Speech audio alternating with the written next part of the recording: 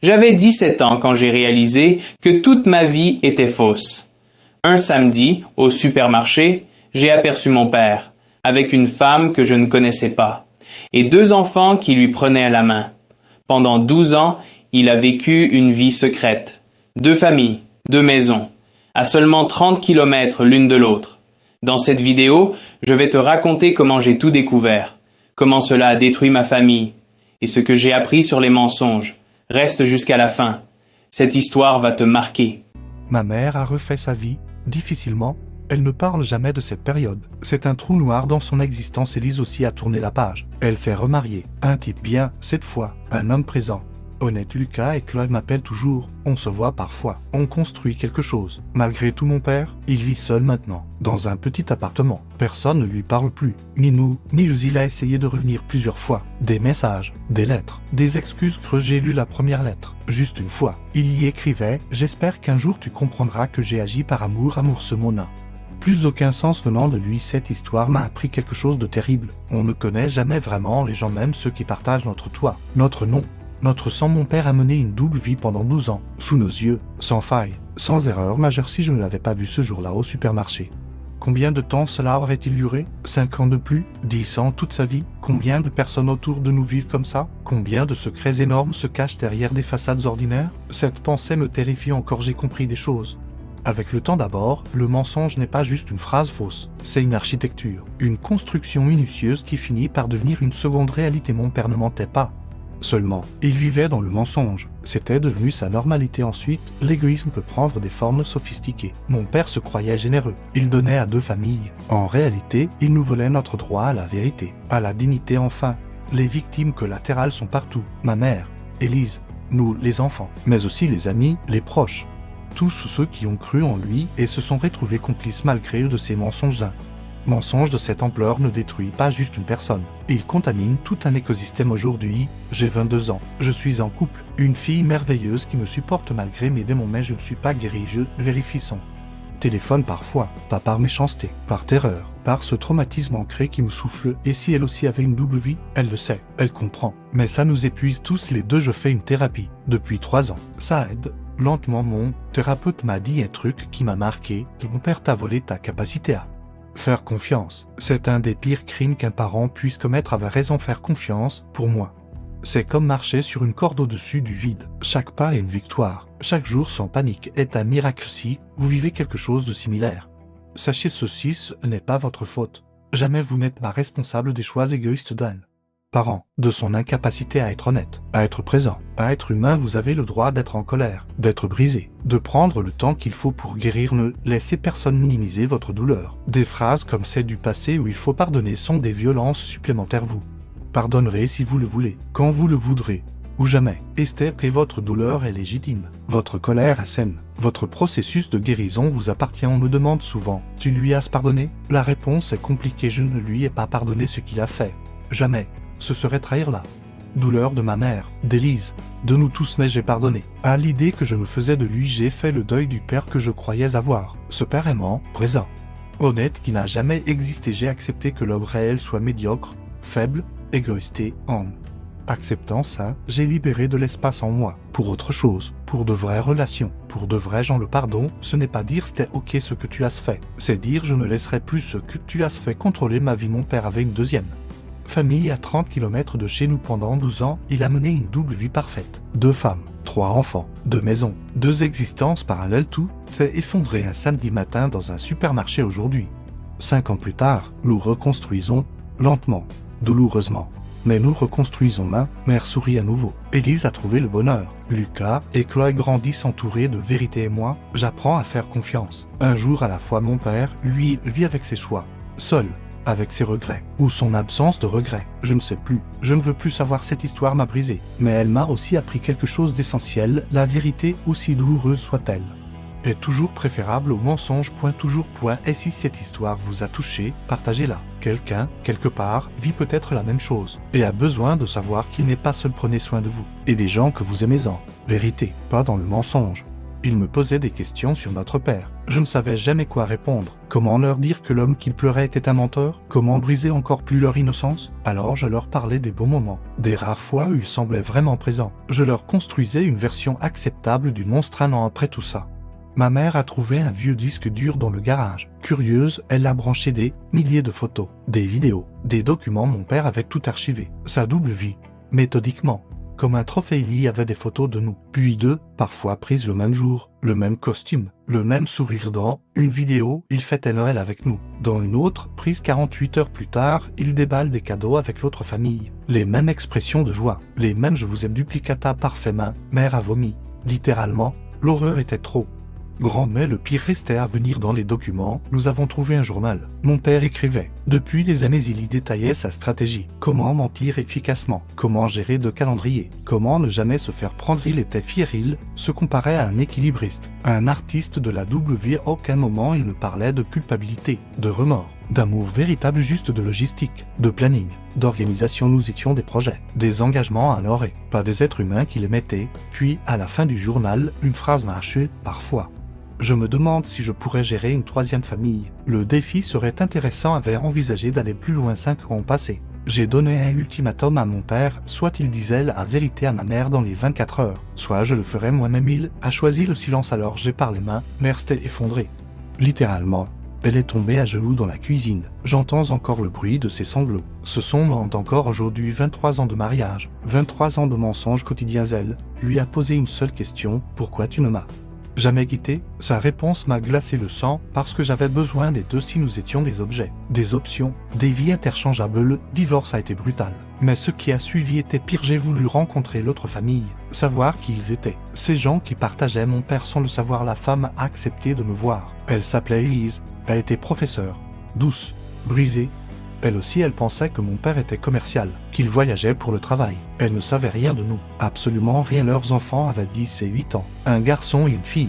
Mes demi-frères et sœurs, quand je les ai vus, j'ai ressenti quelque chose d'étrange. De la colère, oui, mais aussi de la compassion. Ils étaient innocents. Comme moi, en creusant, nous avons découvert l'ampleur de sa double vie. Il avait 2 téléphones, 2 comptes bancaires, 2 cercles d'amis qui ne se croisaient jamais, 2 anniversaires de mariage qu'il célébrait à quelques semaines d'intervalle. Il passait 3 nuits par semaine chez nous, 4 chez eux. Il avait organisé son existence avec une précision militaire. Les déplacements professionnels, c'était des vacances avec l'autre famille, les week-ends de formation, des sorties au parc avec mes demi-frères et sœurs. Chaque moment de bonheur qu'il vivait avec eux était un mensonge qui nous servait à ma mère à sombrer dans la dépression. Elle remettait tout en question. Chaque souvenir était contaminé. Chaque photo de famille était devenue toxique. Elle se demandait à quel moment pensait-il à quand il était avec nous. Moi, j'ai développé des problèmes de confiance. Comment croire quelqu'un après ça? Si mon propre père pouvait mentir avec un tel talent, qui pouvait être honnête? J'analysais chaque personne autour de moi, mes amis, mes petites amies. Je cherchais les failles, les incohérences, les mensonges. Je suis devenu quelqu'un de méfiant, d'anxieux, de brisé. 6 mois après la révélation, j'ai revu mon père. Il voulait discuter, expliquer. Il m'a raconté son histoire, comment il avait rencontré ma mère, puis Élise. Comment il était tombé amoureux des deux. Comment il ne voulait pas choisir. Il a essayé de se justifier. J'ai donné le meilleur de moi-même. À chacune de mes familles, il lui ai répondu « Non, tu as donné la moitié de toi-même à 2 familles. Personne n'a eu le vrai toi. Personne n'a eu toute ta présence, tout ton amour, toute ta vérité. » N'a pas su quoi répondre. Puis je lui ai posé la question qui me hantait. Est-ce que tu regrettes? Il a baissé les yeux. Long silence, puis je regrette que vous l'ayez découvert qu'il l'ait fait. Juste qu'on les su, c'est là que j'ai compris, mon père n'était pas l'homme que je croyais. Il n'était peut-être même pas vraiment un homme, juste un égoïste doublé d'un lâche. Élise a quitté mon père immédiatement. Mais contrairement à ma mère, elle a voulu que je reste en contact avec mes demi-frères et sœurs. N'est pas leur faute, disait-elle, ils ont déjà perdu un père. Ils n'ont pas besoin de perdre un grand frère. Accepté, difficilement au début. C'était bizarre. Nous étions étrangers liés par le sang et la trahison. Mais peu à peu, on a appris à se connaître. Lucas, 10 ans, aimait le foot. Chloé, 8 ans, dessinait tout le temps. Il me ressemblait. Même sourire, même geste, même ADN maudit. Mon père rentrait tard. Toujours les mêmes excuses, le travail, les embouteillages, les réunions qui n'en finissent pas. Ma mère soupirait. Moi, j'haussais les épaules. C'était normal. C'était notre vie, sauf que rien n'était normal. Tout a basculé un samedi matin. J'étais au supermarché avec des amis quand je l'ai vu. Mon père avec une femme que je ne connaissais pas, et 2 enfants qui lui tenaient la main. Mon cœur s'était arrêté et vrillé. Il était détendu, heureux, même. Cette version de lui, je ne l'avais jamais vue à la maison. Je me suis caché derrière un rayon, les mains tremblantes, le souffle coupé. Je les ai suivis discrètement jusqu'au parking. Ils sont montés dans sa voiture, celle qu'ils prenaient tous les jours pour aller au travail. J'ai attendu qu'ils partent, j'ai noté la plaque, et j'ai commencé à enquêter les réseaux sociaux. Un nom, une ville, à seulement 30 km de chez nous. 30 km, il y avait une autre maison, une autre femme, 2 autres enfants, une autre vie, complète, parfaite. Parallèle. Pendant 12 ans, je n'ai rien dit. Pendant 2 semaines, j'observais, je comptais ses mensonges. Chaque jour rentre tard, chaque réunion importante, chaque déplacement professionnel, tout était faux. Ma mère préparait ses repas, repassait ses chemises, l'attendait, pendant qu'il construisait une seconde famille à 30 minutes de route. J'ai fini par craquer. Un soir, je lui ai montré les photos, les preuves. Tout il est devenu blanc, puis rouge, puis il a pleuré. Il m'a supplié de ne rien dire. Il m'a juré qu'il nous aimait, qu'il aimait aussi l'autre famille, qu'il ne pouvait pas choisir, qu'il ne voulait faire de mal à personne, mais le mal était déjà fait. J'ai donné un ultimatum à mon père, soit il disait la vérité à ma mère dans les 24 heures, soit je le ferais moi-même. Il a choisi le silence. Alors j'ai parlé. Ma mère s'était effondrée. Littéralement. Elle est tombée à genoux dans la cuisine. J'entends encore le bruit de ses sanglots. Ce son ment encore aujourd'hui. 23 ans de mariage, 23 ans de mensonges quotidiens. Elle lui a posé une seule question: pourquoi tu ne m'as jamais quitté? Sa réponse m'a glacé le sang, parce que j'avais besoin des 2. Si nous étions des objets, des options, des vies interchangeables, le divorce a été brutal. Mais ce qui a suivi était pire. J'ai voulu rencontrer l'autre famille, savoir qui ils étaient. Ces gens qui partageaient mon père sans le savoir. La femme a accepté de me voir. Elle s'appelait Elise. Elle était professeure, douce, brisée. Elle aussi, elle pensait que mon père était commercial, qu'il voyageait pour le travail. Elle ne savait rien de nous, absolument rien. Leurs enfants avaient 10 et 8 ans, un garçon et une fille. Mes demi-frères et sœurs, quand je les ai vus, j'ai ressenti quelque chose d'étrange. De la colère, oui, mais aussi de la compassion. Ils étaient innocents. Comme moi. En creusant, nous avons découvert l'ampleur de sa double vie. Il avait 2 téléphones, 2 comptes bancaires, 2 cercles d'amis qui ne se croisaient jamais, 2 anniversaires de mariage qu'il célébrait à quelques semaines d'intervalle. Il passait 3 nuits par semaine chez nous, 4 chez eux. Il avait organisé son existence avec une précision militaire. Les déplacements professionnels, c'était des vacances avec l'autre famille, les week-ends de formation, des sorties au parc avec mes demi-frères et sœurs. Chaque moment de bonheur qu'il vivait avec eux était un mensonge qui nous servait à ma mère à sombrer dans la dépression. Elle remettait tout en question. Chaque souvenir était contaminé. Chaque photo de famille était devenue toxique. Elle se demandait à quel moment pensait-il à quand il était avec nous. Moi, j'ai développé des problèmes de confiance. Comment croire quelqu'un après ça? Si mon propre père pouvait mentir avec un tel talent, qui pouvait être honnête? J'analysais chaque personne autour de moi, mes amis, mes petites amies. Je cherchais les failles, les incohérences, les mensonges. Je suis devenu quelqu'un de méfiant, d'anxieux, de brisé. 6 mois après la révélation, j'ai revu mon père. Il voulait discuter, expliquer. Il m'a raconté son histoire, comment il avait rencontré ma mère, puis Élise. Comment il était tombé amoureux des 2, comment il ne voulait pas choisir. Il a essayé de se justifier. J'ai donné le meilleur de moi-même. À chacune de mes familles, il lui ai répondu: non, tu as donné la moitié de toi-même à 2 familles. Personne n'a eu le vrai toi. Personne n'a eu toute ta présence, tout ton amour, toute ta vérité. N'a pas su quoi répondre. Puis je lui ai posé la question qui me hantait: est-ce que tu regrettes? Il a baissé les yeux. Long silence, puis: je regrette que vous l'ayez découvert qu'il l'ait fait. Juste qu'on les su. C'est là que j'ai compris, mon père n'était pas l'homme que je croyais. Il n'était peut-être même pas vraiment un homme, juste un égoïste doublé d'un lâche. Élise a quitté mon père immédiatement. Mais contrairement à ma mère, elle a voulu que je reste en contact avec mes demi-frères et sœurs. N'est pas leur faute, disait-elle. Ils ont déjà perdu un père. Ils n'ont pas besoin de perdre un grand frère. Accepté difficilement au début. C'était bizarre. Nous étions étrangers, liés par le sang et la trahison. Mais peu à peu, on a appris à se connaître. Lucas, 10 ans, aimait le foot. Chloé, 8 ans, dessinait tout le temps. Il me ressemblait. Même sourire, même geste, même ADN maudit. Il me posait des questions sur notre père. Je ne savais jamais quoi répondre. Comment leur dire que l'homme qu'ils pleuraient était un menteur? Comment briser encore plus leur innocence? Alors je leur parlais des bons moments, des rares fois où il semblait vraiment présent. Je leur construisais une version acceptable du monstre. 1 an après tout ça, ma mère a trouvé un vieux disque dur dans le garage. Curieuse, elle a branché des milliers de photos, des vidéos, des documents. Mon père avait tout archivé. Sa double vie, méthodiquement.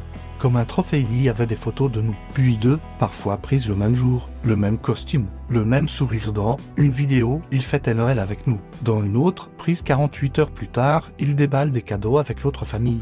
Les mêmes expressions de joie, les mêmes je vous aime duplicata parfait main, mère a vomi. Littéralement, l'horreur était trop.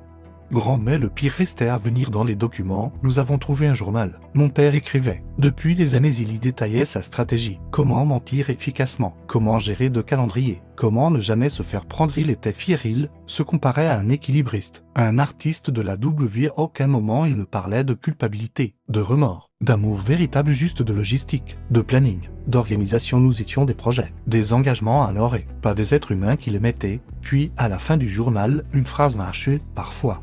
Je me demande si je pourrais gérer une troisième famille. Le défi serait intéressant. Avait envisagé d'aller plus loin. 5 ans passés. Ma mère a refait sa vie, difficilement. Elle ne parle jamais de cette période. C'est un trou noir dans son existence. Élise aussi a tourné la page. Elle s'est remariée. Un type bien, cette fois. Un homme présent. Honnête. Lucas et Chloé m'appellent toujours. On se voit parfois. On construit quelque chose. Malgré tout, mon père, il vit seul maintenant. Dans un petit appartement. Personne ne lui parle plus. Ni nous, ni eux. Il a essayé de revenir plusieurs fois. Des messages, des lettres, des excuses. J'ai lu la première lettre. Juste une fois. Il y écrivait « J'espère qu'un jour tu comprendras que j'ai agi par amour. Amour, ce mot n'a plus aucun sens venant de lui. Cette histoire m'a appris quelque chose de terrible. On ne connaît jamais vraiment les gens, même ceux qui partagent notre toit, notre nom, notre sang. Mon père a mené une double vie pendant 12 ans, sous nos yeux, sans faille, sans erreur majeure. Si je ne l'avais pas vu ce jour-là au supermarché. Combien de temps cela aurait-il duré? 5 ans de plus? 10 ans? Toute sa vie? Combien de personnes autour de nous vivent comme ça? Combien de secrets énormes se cachent derrière des façades ordinaires? Cette pensée me terrifie encore. J'ai compris des choses. Avec le temps d'abord, le mensonge n'est pas juste une phrase fausse, c'est une architecture, une construction minutieuse qui finit par devenir une seconde réalité. Mon père ne mentait pas. Seulement, il vivait dans le mensonge. C'était devenu sa normalité. Ensuite, l'égoïsme peut prendre des formes sophistiquées. Mon père se croyait généreux. Il donnait à 2 familles. En réalité, il nous volait notre droit à la vérité, à la dignité. Enfin, les victimes collatérales sont partout. Ma mère, Élise, nous, les enfants, mais aussi les amis, les proches. Tous ceux qui ont cru en lui et se sont retrouvés complices malgré eux de ces mensonges. Mensonge de cette ampleur ne détruit pas juste une personne. Il contamine tout un écosystème. Aujourd'hui, j'ai 22 ans. Je suis en couple. Une fille merveilleuse qui me supporte malgré mes démons, mais je ne suis pas guéri. Je vérifie son téléphone parfois, pas par méchanceté, par terreur, par ce traumatisme ancré qui me souffle. Et si elle aussi avait une double vie, elle le sait, elle comprend. Mais ça nous épuise tous les deux. Je fais une thérapie depuis 3 ans. Ça aide. Lentement, mon thérapeute m'a dit un truc qui m'a marqué. Mon père t'a volé ta capacité à faire confiance. C'est un des pires crimes qu'un parent puisse commettre. Avait raison. Faire confiance, pour moi, c'est comme marcher sur une corde au-dessus du vide. Chaque pas est une victoire. Chaque jour sans panique est un miracle. Si vous vivez quelque chose de similaire, sachez ceci, ce n'est pas votre faute. Jamais vous n'êtes pas responsable des choix égoïstes d'un parent, de son incapacité à être honnête, à être présent, à être humain. Vous avez le droit d'être en colère, d'être brisé, de prendre le temps qu'il faut pour guérir. Ne laissez personne minimiser votre douleur. Des phrases comme celle du passé où il faut pardonner sont des violences supplémentaires. Vous pardonnerez si vous le voulez, quand vous le voudrez, ou jamais. Esther, que votre douleur est légitime, votre colère est saine, votre processus de guérison vous appartient. On me demande souvent, tu lui as pardonné? La réponse est compliquée. Je ne lui ai pas pardonné ce qu'il a fait. Jamais.